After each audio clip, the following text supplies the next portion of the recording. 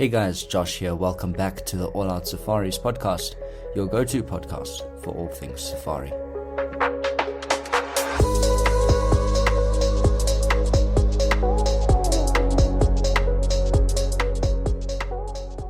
With me today is my friend Andrew Ryder. Brother, how's it?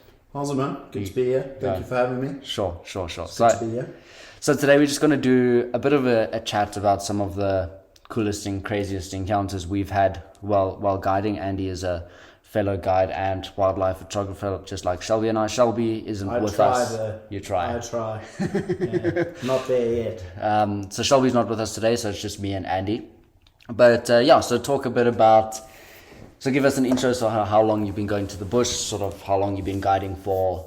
Just give us a bit of background. My family has not really been big bush orientated since I was young, so we barely went to the bush as a kid. I recall 2 Kruger trips when I was like 7 and 12. And I think that's what drove me to get into wildlife anyway, is the parents were just consistently wanting to go to all these like in the city places, and I was like, it's not for me. Right. I don't want to do it. Yeah. So end of mid-COVID, 2021, I think. I could be wrong about COVID, but it was somewhere during COVID when the lockdown happened that I was losing my mind at home. Right. And I was like, Mom, Dad, I've had enough. I need to go do this. So I went and did Fugasa through Bushwise on Makalali, where you did yours, I think. Yeah. And it was chilled. Good memories there with some good people, and then managed to get a job in the Cederberg mountain range. Oh, sick. Believe it or not. So I worked there for 9 months in a place called Kakakama, where you stay in caves and things. So, but there I wasn't really a guide. Like there I was more like a tour guide, like take people on quad bikes, show rock art tour, show this, do a snake show. Like a proper site guide kind of situation. Like proper, like just, not the dream, basically. Right. Yeah. So then, after traversing 4 days to find a springbok there, I decided it was time to get out and start working with the Big Five, because that was the dream from the beginning. Yeah, and then I managed to land a job in the Pilanesberg, as you know, Shepherd's Tree. That's where we know each other from. Yeah.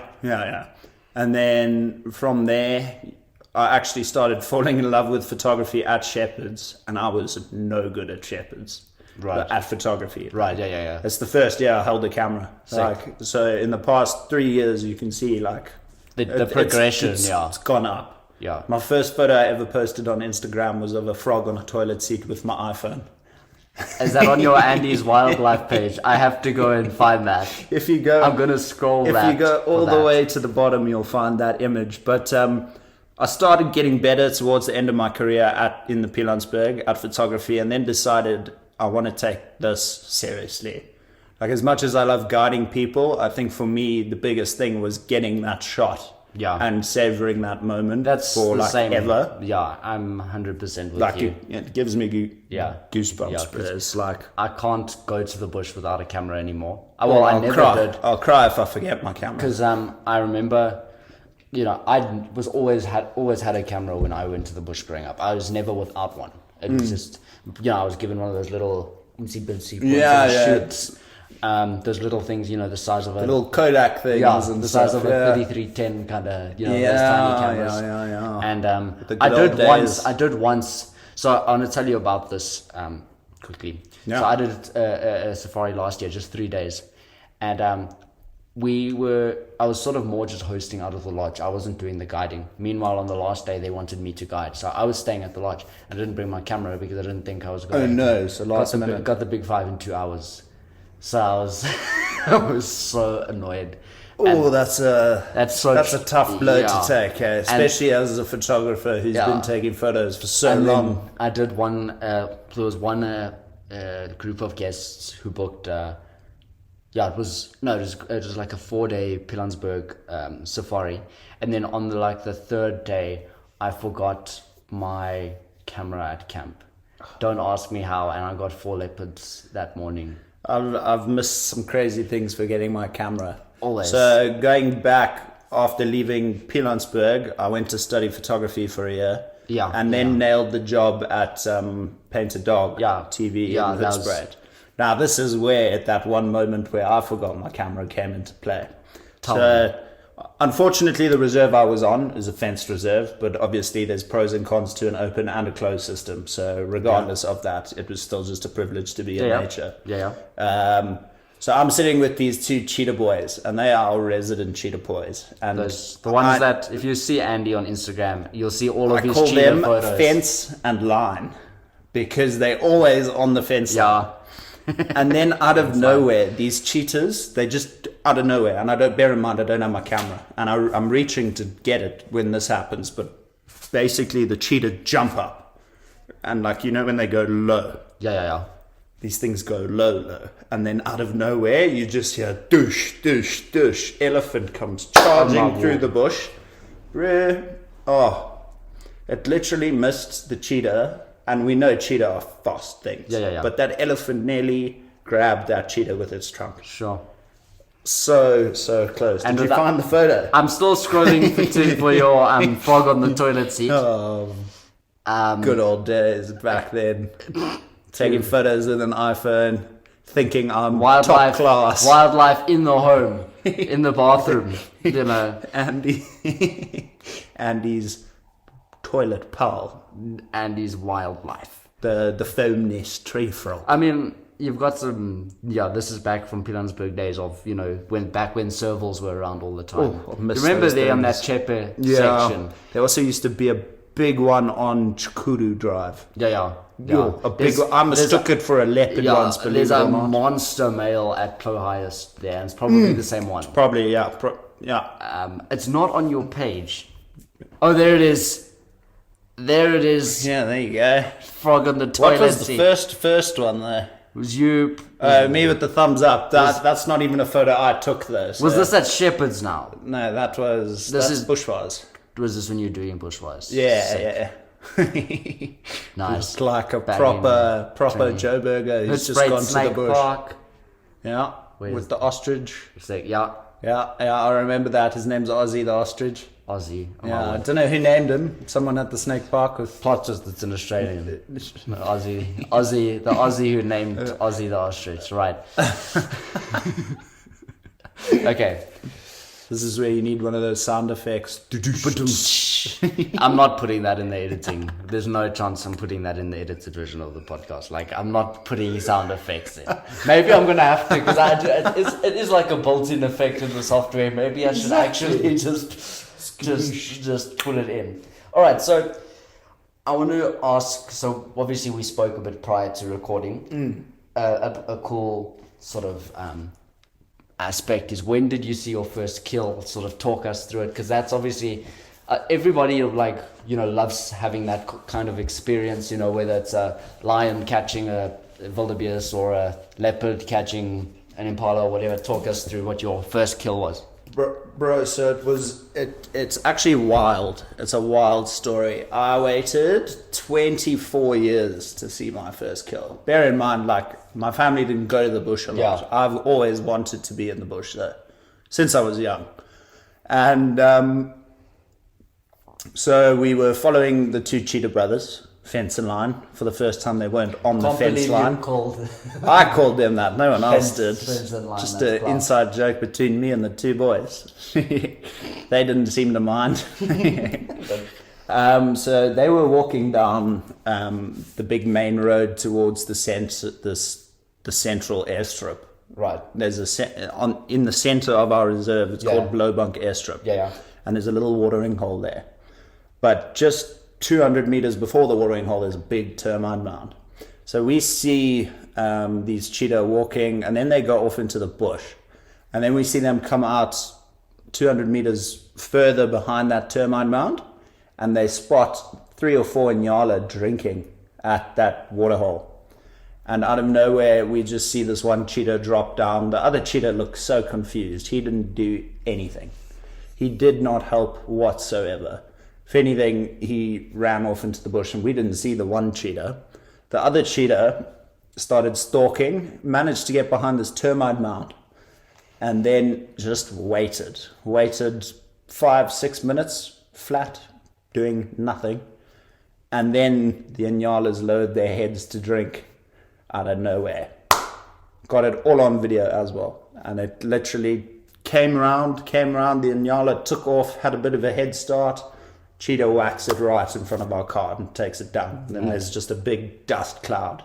And then have you got footage and stuff of that? I've got pretty much footage of all the kills I've seen. Was that on a live drive? Yeah. Sick. Yeah. Nice. So I wasn't even presenting. I was on camera. Oh, yeah. So talk about sort of what your, because obviously now you're now moving back to the Pilanesberg. Yeah.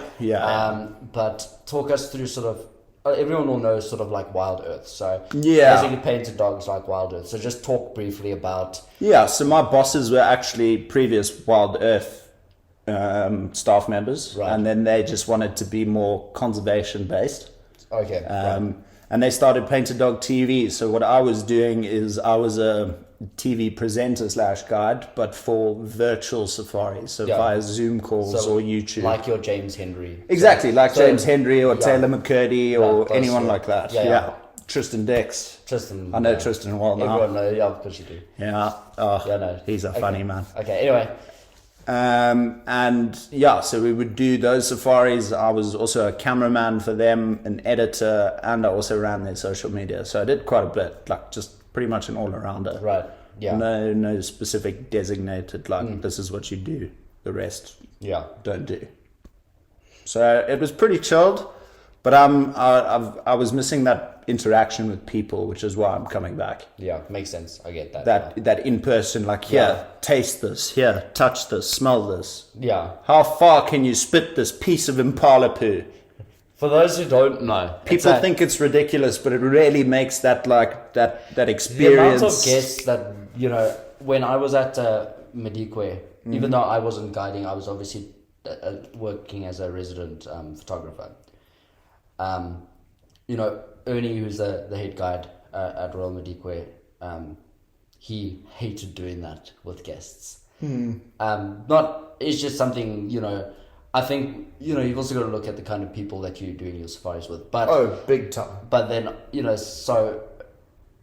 lot of your very upper class people might not enjoy something like that. Not that it's necessarily a low class thing. It's a fun experience that even the high end lodges would do. No, for sure. I suppose you just have to read your guests. I guess it's like it's more of a game. Like, look, so for those who may think it's really a really disgusting thing, it's not. So impala poo, elephant poo, all of that, it's literally digested grass. It's not gonna be the same as our feces. No.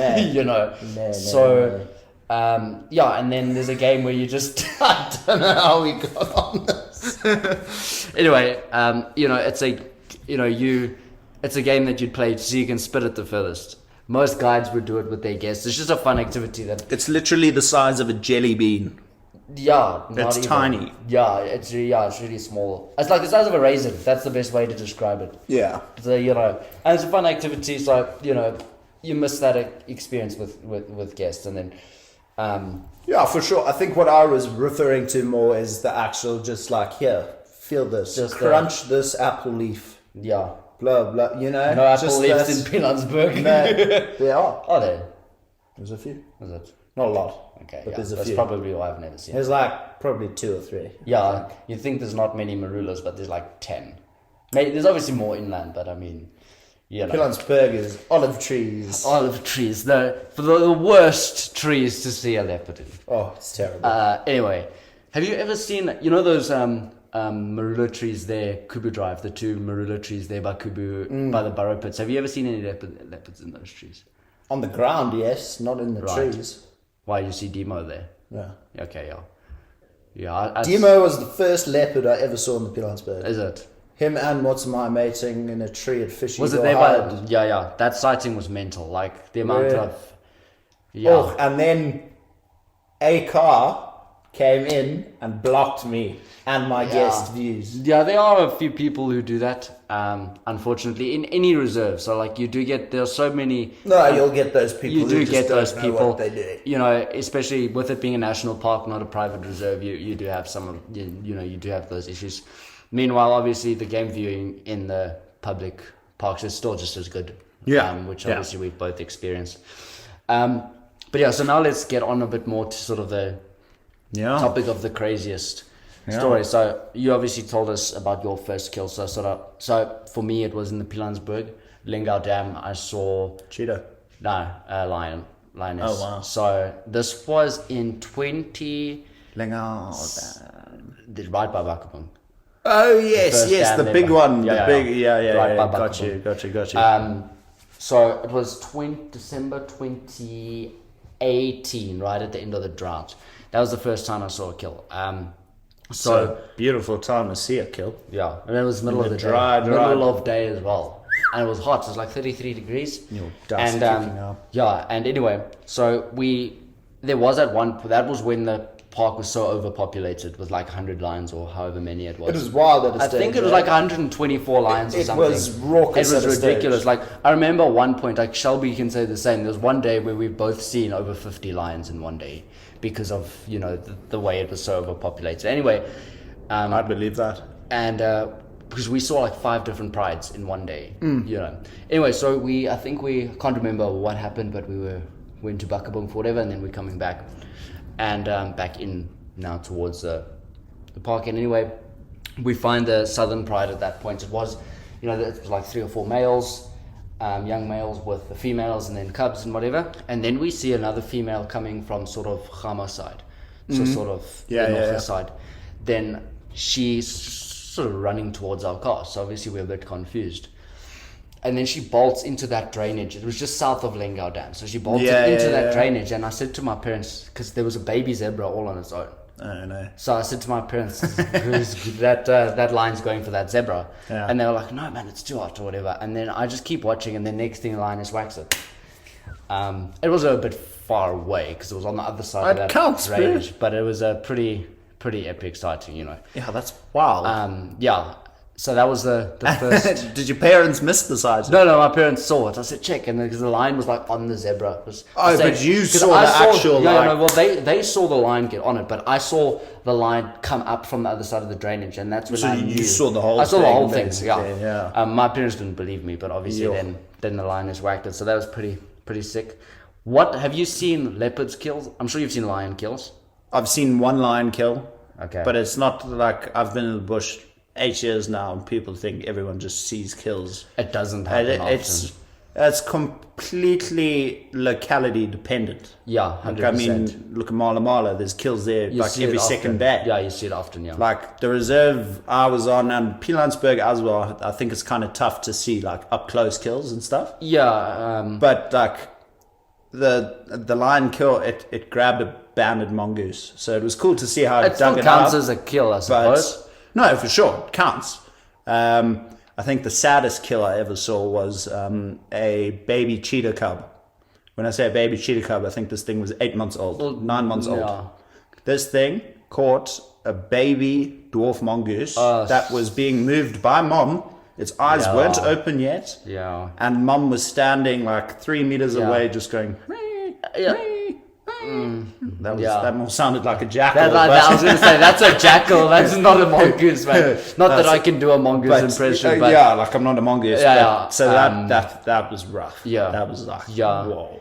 um, But I haven't seen any big takedowns. I haven't seen a lion take down a Wildebeest or Yeah, a I zebra or a haven't- leopard taking an impala. yeah, I haven't seen big ones. Shelby got an epic one of, I just missed it. I was looking for Demo, and Shelby got Matsumai in between Mankwe and Kubu in that little dip. Cupped wow.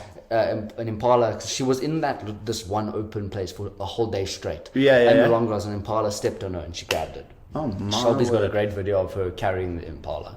Epic. I haven't seen any big leopard takedowns. I've seen crazy wild dogs in Madikwe, Oh, what?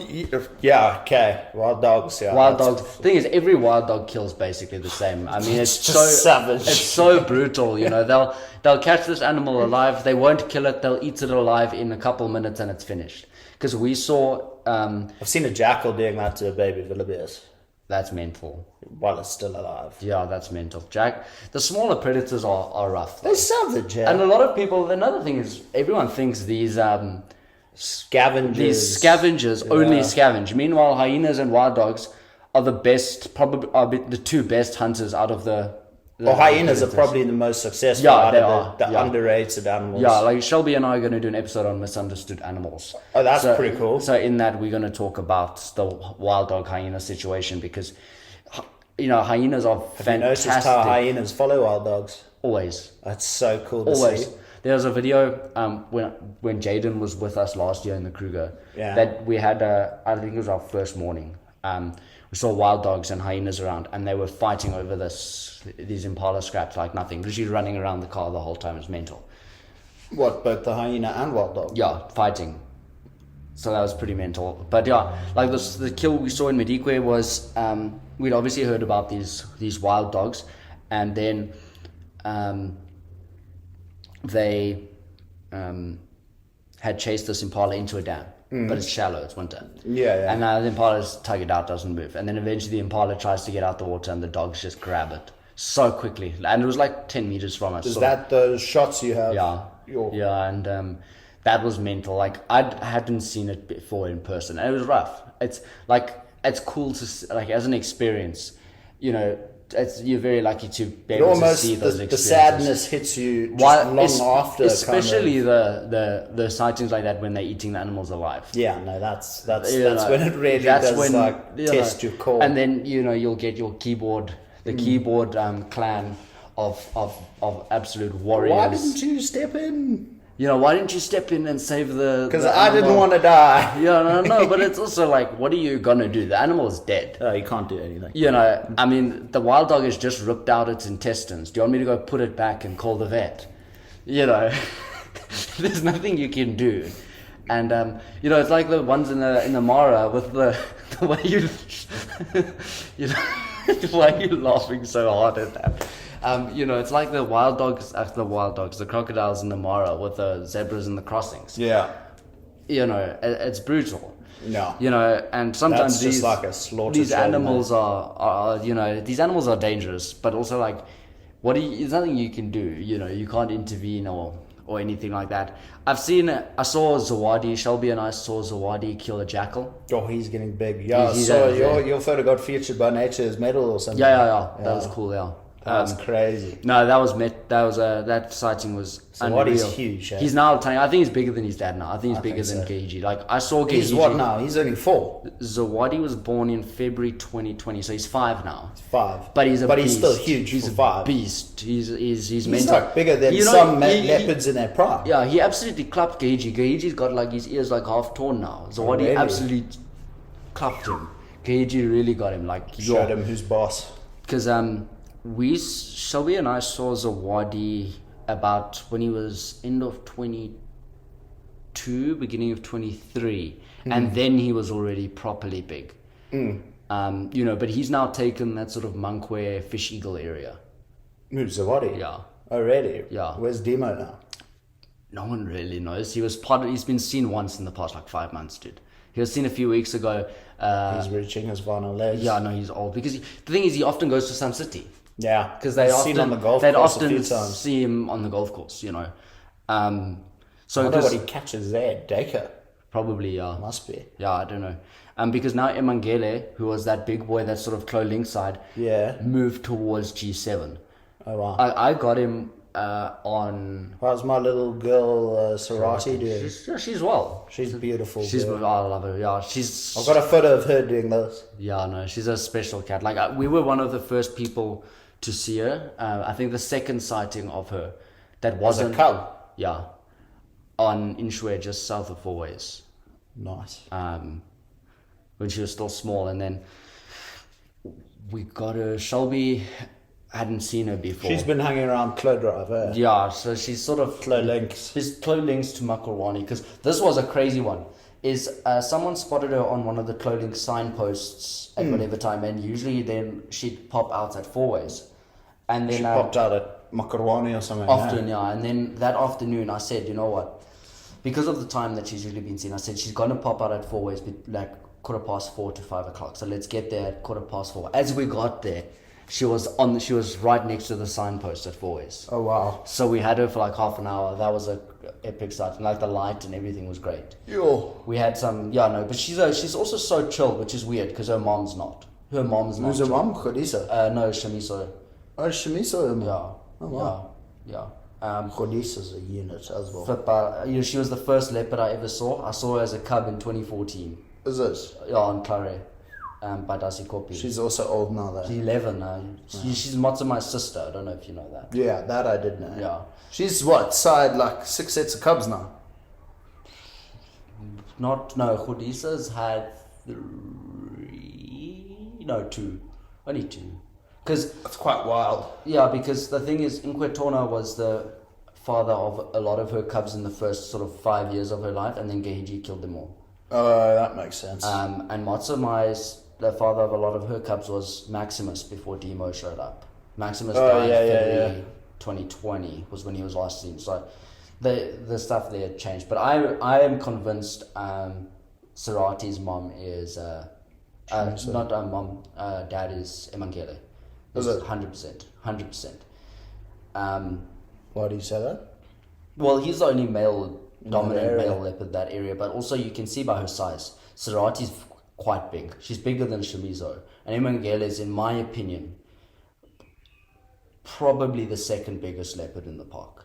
Yeah. Who's the biggest? Swati. Tumelo, hands down. Where is he? I haven't seen him. So he's sort of that eastern block around Tolodi. He pushed Clover up north. Tolodi down. Yeah, because I saw him on not on Kwamari. I was about to say, isn't Tolodi by Kwa? Yeah, no, that's by Manyani. I saw him between Kwamaritan and Manyani on Chepe, close to Nkankan, a few years back. And then we thought he was a lioness when we saw him on the rocks. He's really big. He's the biggest leopard. Probably the top 5 biggest leopards I've ever seen. Bear in mind, that's out of 100 odd leopards. Yeah. He was a big leopard, like really, really big. He took a wildebeest from the Spooners, dude. Oh my word! So think about it from a leopard's perspective. Going against 2 males, even. Yeah. No. I got it the wrong way around. He killed a wildebeest, fully And the grown, Spooners stole it and from it took him. both Spooners to take it from him.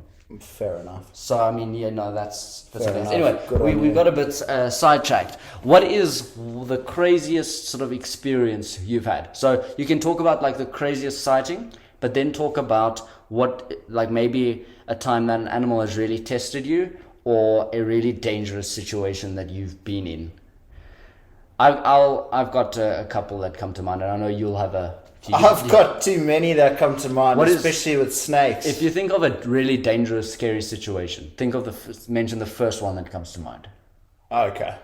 Because we've got 10 minutes left of this. This will become a 2-part episode. The one was in Pilansberg. The one was in Hoedspruit. I'll do the Hoedspruit one because that was actually the elephant in the Pilansberg was close. The car was on 2 wheels, but Oh my word. the Hoedspruit one, this is a bit TMI for all the viewers out there. I was on the toilet, bruh, and our toilet doesn't have a door. It's like a chain link that you just put up. All right. So it's an outdoor bathroom, outdoor shower, and I'm there, and then out of nowhere, this Mfezi slithers in. So for those who don't know, that's a Mozambique spinning cobra. Yeah. Sorry. And then this thing slithered in and somehow managed to go around me, but it was sitting in the corner. So I was like, okay, I'm not going to stick around. I don't have sunglasses or protective goggles in case it spits at me. So I walk out, and bear in mind, I'm paying attention to the snake now, not what's at the door. Right. As I unlink the chain, I look up. 5 meters in front of me is a male lion standing like right there, looking directly. Hoedspruit, yeah. Dear. Was that one of those big? One of the big ones on our reserve, yeah. Oh dear. Yeah. Those guys are big. So I didn't know what to do. I just stood dead still. Like dead still. This thing was looking at me like a piece of meat. Like, promise you. Yeah. I was honestly bricking it. There were enough bricks to build a hospital, I'll tell you. And he came 2 steps closer, and then I was like, okay, no, this is getting way too close. You just close the door. What did There's you no door, there was it's a chain just link. a chain link, yeah. So I don't know, like, if I handled this the correct way or what. I literally just jumped up and went, what? And this thing bolted, bro. Yeah. I think when you're in a situation like that, especially when your guests aren't really around, Yeah. it's definitely a situation where you've got to just do what your gut tells you to do. Yeah, like, for sure. Like, I could have just said, folks, just stand your ground. But that thing was even coming closer, and I was just like, not having it. You get situations where Not having it. Yo, that probably for me on foot was the most like nervous I've been. Like, I don't think the scared is the right word, because you're not scared, you're like there, but like you're like focused as well. Yeah, it's more of like, it's not something that can really be explained, because it's not nervous either. You have to kind of go through it to like be able to kind of understand what we're actually talking about. Yeah, 100%. But then the Pilanesberg one, it wasn't Amarula or that other big male. It was just a bull in mast. And Pilanesberg elephants can be rough though. Yeah. Like, look, all elephants can be rough, but I found like the young bulls. Well, look, Kruger elephants are also, you don't play around with Kruger elephants. Kruger elephants. Yeah. Look, I've had more aggressive elephants in the Kruger than Pilanesberg, if I'm honest. However, in the areas of the smaller herds, those young bulls in the Pilanesberg have attitude problems. Like, goodness me. Yeah. So what road was that on? What's the road PC's on? Gabo. Yeah. So I was on Gabo, headed towards what's that called? Slow drive. No, the giraffe link. Oh, Tutla.